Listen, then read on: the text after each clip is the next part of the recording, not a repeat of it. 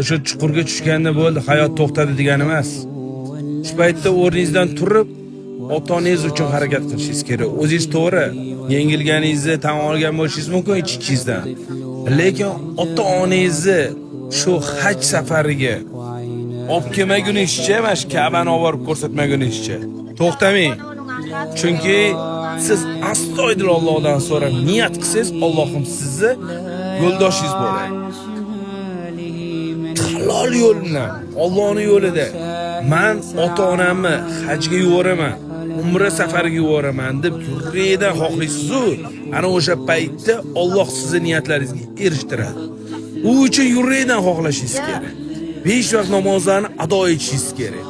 Allohga tavakkal qilishingiz kerak. Bitta ishni boshlashdan oldin Bismillahirrohmanirrohim deyishingiz kerak. Allohning nomi bilan boshladim deb Allohdan yuragingizdan so'rasangiz, inshaalloh bir kuni siz Ka'batullohga, ya'ni mana shu Ka'bani oldiga ota-onangizni olib kelib, men erishdim, shu niyatlarimga erishdim deb aytasiz.